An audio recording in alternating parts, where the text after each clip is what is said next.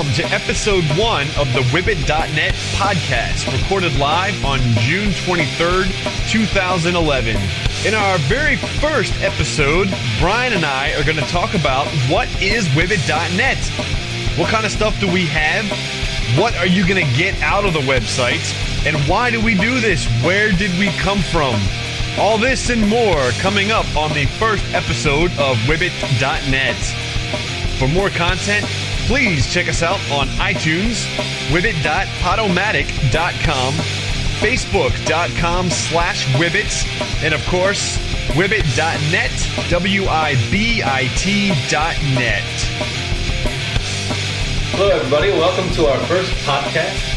Yes, welcome, guys. Kevin and Bryan from WiBit.net. We just kind of want to take some time in our first podcast to kind of just talk about what we are, who we are, what WiBit.net is, and what we want to try to provide for you guys. Yeah, and why bother? Like, why is this free? Like, people ask, like, are you guys out of your minds? Like, why are you doing this? So we kind of want to give you, like, some sort of insight to, like, what motivates us and why it came to be. Right. So, I mean, as you guys have figured out by now, WiBit.net, we have a lot of computer programming tutorials. I mean, that's kind of what we are. It's what we have been for a lot of years. I mean, a lot of you guys probably don't even know that Bryan and I had a website, WiBit.net, before, going back 5 or so years ago, right, with the same focus.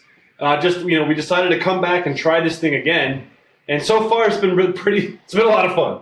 So what we did is we have a lot of exposure to a lot of languages, and we wanted to figure out, like, what would be the most useful for you. So Kevin did some research and kind of boiled down, like, what is that 80% of the job market right now? Yep. And what do you need to know to get a job in that job market today? So What we did is we boiled it down to basically you need solid programming knowledge, and you definitely need object-oriented programming knowledge. Yes. You need experience in C and C++ to be able to learn other languages rapidly. Yeah. And you need to know some of the more commonly used languages today, like Objective-C, C#, and Java, depending on what kind of environment you're going into. Yeah, but we do want to put a strong emphasis on lower level stuff. So, for example, knowing what programming is. What are the different aspects of programming?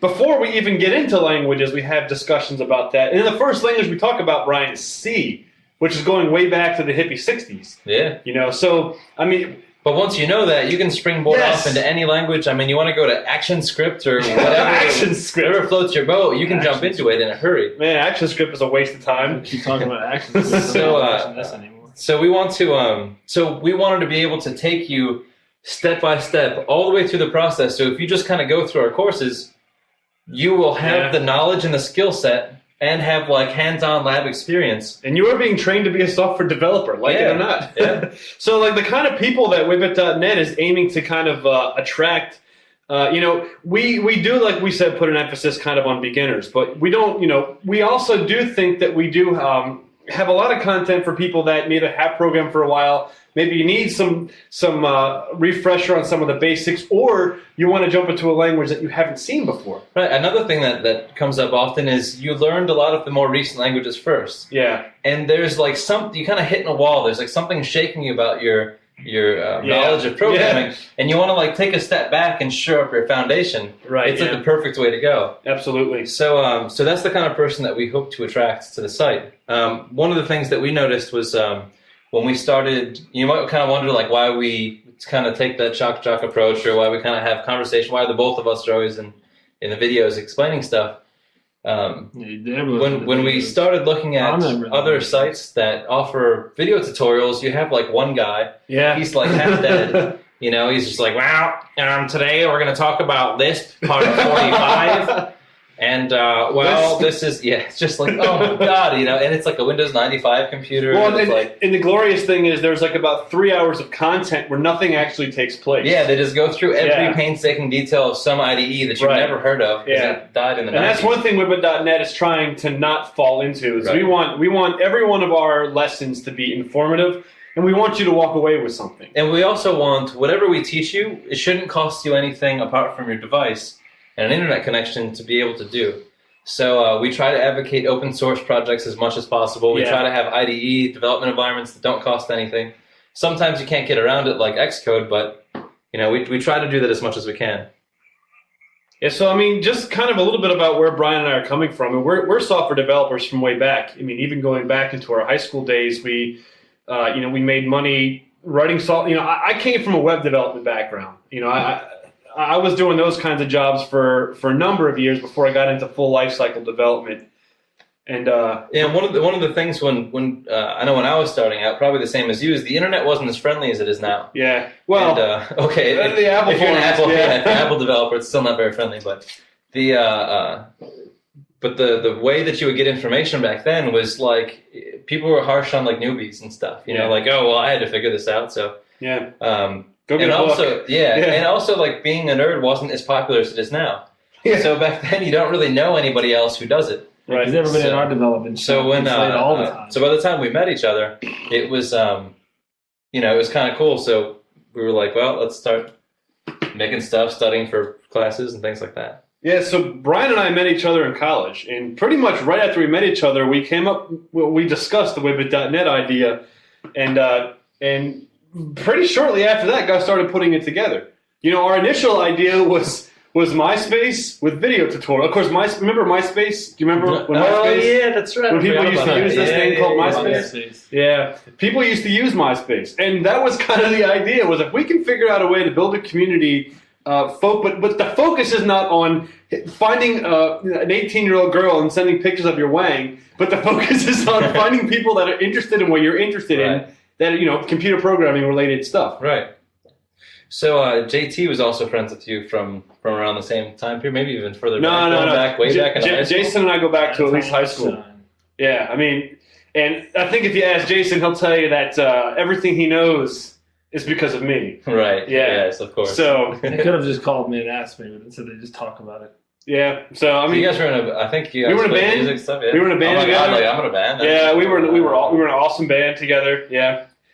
But what's funny is when you learn how to program computers, you start finding all sorts of anything that you do, you find that you can write a program to make it better. So if you need to try to sell merchandise for your band, you make a website and start doing stuff. Or if you're that was one of the early motivators for us, right? Yeah. Where I would do graphic design stuff, and somebody would be like, "Well, can we get a touch screen that does this and this?" So of course, here you go. Just start programming it. So programming is something that it'll kind of come naturally if it's something you're into. But learning it does still have obstacles that you have to overcome. So by the time we met, we started doing stuff in college. Then we started programming afterwards, and we've worked together in companies, and we've not worked together in companies. And we've kind of spanned the gamut, Yeah, and we had a lot, Bryan, you and I in college, of those all-night coding sessions where we felt like we were not getting the information that we wanted to get in school. It would help if our teachers spoke the same language. Yeah, that was always difficult. Not that it's bad. But it's not. What do you mean is bad? I mean that's okay. Yeah, that was very difficult. Yes. Having to go through all that. But the other thing too is they would never actually teach you how to program. Yeah. It was insane. So you'd have class after class. Conceptual stuff. I mean, an hour and a half of sitting in a classroom is I could read in 10 minutes. Right. So. Yeah. The progression was incredibly slow, and a lot of the professors would kind of treat the classroom as a nuisance because they were there to do research, right? And the classroom was just something. I got to go in. I got to do this for 5 minutes. Sometimes they would show up and they would look like they had no idea what class they were about to teach. So we would always have other students in our class come over, drink beer, have a programming parties and study. And can you believe that we actually pulled that off? We even had girls come. I know. How did we manage that? Well, there was only one female programmer in the entire graduating class, but still. I'm actually married to one of the girls that used to come to those programs. The programmer groupie? The program. You can have groupies too. So when we were studying, we wanted to start, recording the stuff that we were learning and kind of keep it as a knowledge base and having these videos as reference points that we could go back to and just kind of watch a 5-minute video and be like, oh, that's right. Delegates in C++ is like that, whatever. Yeah. So we started kind of recording some videos to do it as a knowledge base, and then classmates started having copies and stuff like that. One of the things that we noticed really early on was how, as we were sharing the videos with our classmates, a lot of them would say things like, I didn't understand this in class, but now that you guys have spoken about it, now I understand it. So Bryan and I learned that we're actually pretty good at taking fairly complicated processes and simplifying them in plain, plain English. I mean, not everybody that's a fan of our site speaks English, but plain language? I don't know. We can boil it down into like essentials of what you need to know, not like all this extra crap or not all the stuff that's designed to kind of like confuse you. Right. So this kind of gets into like our teaching philosophy. One of the things that we found is oftentimes you'll be taught to start on higher level languages. Yeah. Or you'll be taught without a lot of context. Yeah, you'll come into a programming course and your first day you learn Java. Right. Without knowing what object-oriented programming is, what C is. When you see a printf method, you have no clue what that is. Right. Streams, all that is oblivious. Right, and what they'll say is just kind of like type this code out and it'll work. Right. And maybe if you type it out enough, you'll kind of figure it out. Yeah, that's the hope. That's insane. Yeah, and that's why there's a lot of untalented programmers out there. Let's be real. Yes, that's true. know? I mean, yes, absolutely. I mean, look around at where you work, look around at maybe your own skill set. Like there's very few and far between where people have a really solid grasp on like what those programming concepts are and how to use them and how to implement them. Right. And so what we found is that if why is C++ like this? Why is it using namespace standard? Why is it int main curly brace curly brace? Like, why are these things? Like, why did I go through college and not learn that cout was an instance? Right. Why did they? I know, isn't that weird? They never said that once. So what we found is one of the keys is to kind of especially when you're in C# learning or Java learning, you're like, what on earth is it's weird. But what we found is if you go back, you kind of ground yourself in the concepts and start with C and move yourself forward from there, it all starts making sense. Yeah. I mean, you don't have to go all the way back to Fortran, obviously, but just going back to C is far. Yeah. Foursquare? But going back to C is far enough to kind of get the idea of like, okay, here's the basics and here's where the problems and here's the nuisance. Right. Well, so when you go through our C course, sometimes you go to write a program and you're like, oh, this is kind of a pain in the ass. Like every single time I have to do this. Well, I can recall when I started getting good at programming, like when I started noticing that I can actually program anything that I can imagine. What I did was I took a step back and I went out and I bought Plug. I don't know if I can get money for this advertisement. But I bought the Sam's Learn C in 21 days, and I sat there and I studied this because on purpose I got the C book because I was learning C++ at the time, and I was thinking, well, if this is based on C, why don't I just learn C? Because maybe I'll have a better grasp. Yeah. It was once I learned C that C++ made more sense. And then Java made more sense, and then C# made more sense, and then I was able to everything makes more sense, swim into languages like Perl, JavaScript, whatever. Right. Once you have that foundation, you're off and running. Yeah, you basically look at the delta of the syntax, and you're up and running. It's pretty cool. So that's what we want to do. So we want to make sure that the videos aren't too dry.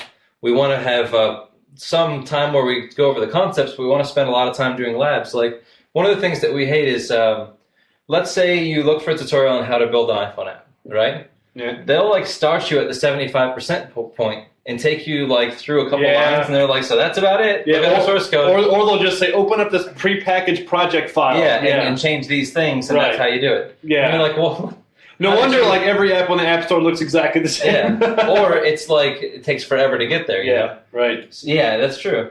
So what the other thing we want to do is you start with a text editor and a command prompt, and you'll end with the program. You'll end with DLLs and C, that you consume in C#. And GUIs in C++. Exactly, right. And even iPhone and iPad apps. Yeah, so we'll walk you from wall to wall, from design to App Store. Right. Just to make sure that you understand every step of the way in an entertaining way. Because we do understand that reading is probably a faster way to learn this than video. But video can sometimes express more things than reading can. Yeah. So. Oh yeah, especially when you get those books that just show you the code, right? And it doesn't really put into context what the code is. It just shows here's a code block, here's the output. Right. It even skips over the step of compilation. So we try to do drawings, diagrams, and pictures of frogs looking stupid. Yeah. Right. So that's what you can expect. So when coming up with this, with the launch courses, as you guys probably know, those of you guys who have been visiting the site, we started with an introduction to computer programming, which is just essentially core fundamentals. We also moved into programming in C, introduction to object-oriented programming, and ending with C++. At least with what we launched with. Because we figured, obviously we kind of want these to go in order. So what we do is every course has a prerequisite of its previous course. So if you jump into C++, it helps to have done C first, and it helps to do object-oriented programming first.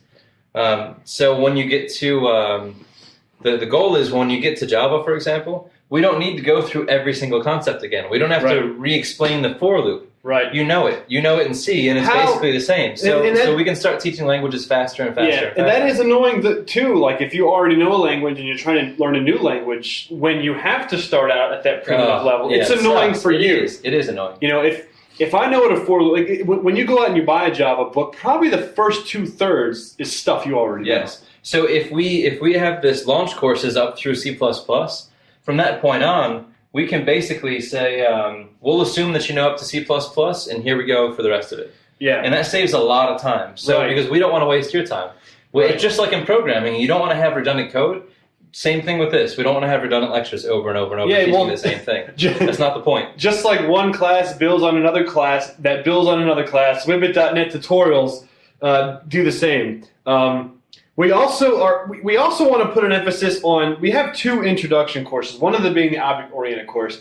We highly recommend that even before attempting C++, you get that core fundamental understanding of what OOP is, the different aspects of it, what makes it different than procedural programming. And we really drive in like a lot of concepts that are difficult to get around. I mean, like polymorphism, object-oriented recursion, delegation, properties. Exactly. Yeah. Like a lot of these kind of things, when you see them written out in code, they might be a little muddy. Yeah, but when you see the concept and we really drill that concept in, you know, it helps a lot. Even weird stuff like reflection is taught in like a cartoon style. Exactly. Yeah. Which makes it way easier to understand. So the courses that we have coming up, very soon the Objective-C course will be uploaded. And that takes you through the Objective-C language into the Apple world and their design patterns and their everything. And then it'll start taking you into how to develop for the Apple devices. We figure most of the people who would ever want to learn that language would be Apple developers. Yeah, the title, how to not develop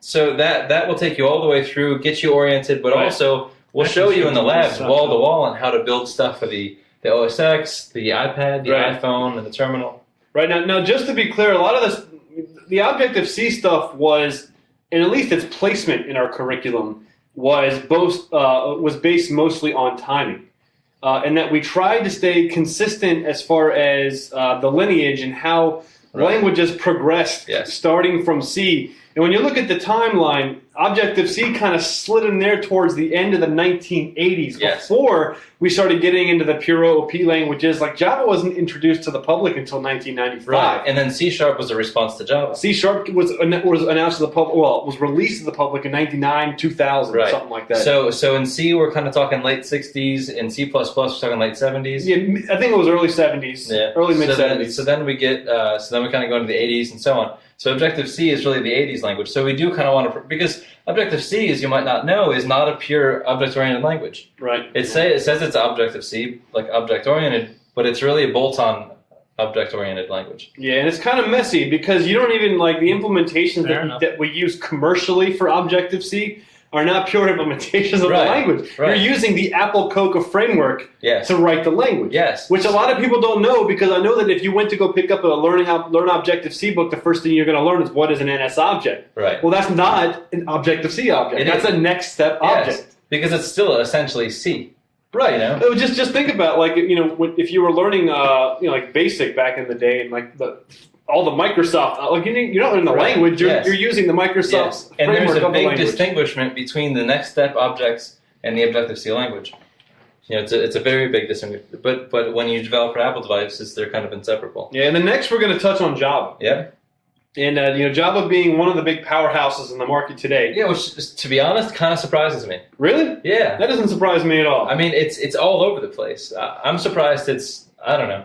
I don't think I've ever seen a job description not mention Java. Yes, ever. It's everywhere. Yeah. Yes. And we do want to touch on Java and take you into, just from the ground up, like learning how the language functions, how to write basic programs, including GUIs and like using Swing and all that kind of stuff. Now, in all these, we won't get into web frameworks. We won't be talking JSP or ASP.NET or anything like that. We're going to kind of save those for later. What we really just want to focus on is the language. Because if you know the language, then you can pick it up. Exactly. Yeah. If you know Java, you can pick up JSP. Yeah. But we will eventually someday get there. But and then I guess C# is the language that we're going to tap next. Yep. And as you guys can see that progression from you're a baby knowing nothing to learning the old stuff to learning all the way up into the new stuff. So so you could probably make it through all of the coursework, including all these languages, in about the span of time it takes a semester in college. Probably, yeah. If you stuck with it and you'll certainly learn more than you will. Absolutely, probably an entire 4-year degree program. A 4-year degree program may touch on some of the basic concepts of Java, and then maybe talk about a few other objects and their packages, and then leave it at that. There is a decent amount of people that walk out of comp sci curriculums really without any knowledge at all. You might be one of them. Yeah. I definitely learned most on my own. Yeah. Not in a school. Yeah, I learned mostly outside of school, but then when I started working in the field, that's when the learning really picked up big time. Yeah. You started seeing how it applied in business circumstances, the business of software development, and how that relates to people's lives. Like that's a really enlightening experience that you and I have been able to bring to WiBit.net. So that's the core content we really wanted to get out there, and that's the net that's going to cast out more than 80% of the job market, at least today. At least more than 75%. I think you're hitting 99%. I mean, you're looking for Lisp programmers. I mean, that's got to be like under 1%. But if you want, let us know what you want to see. Let us know what languages you want to see. What you want to see? Huh?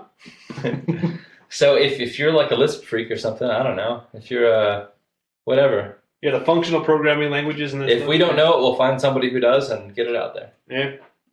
So I guess this is the end of the first WiBit.net podcast. Thank you guys for all your support, and we look forward to serving you guys content for a long time.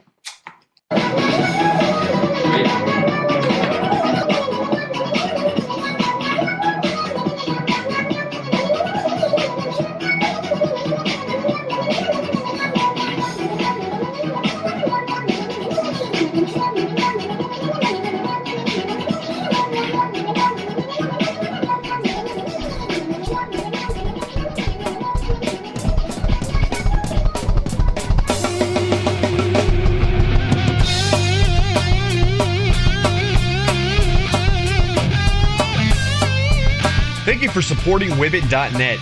For more content, please check us out on iTunes, wibit.podomatic.com, facebook.com/Wibit, and Wibit.net.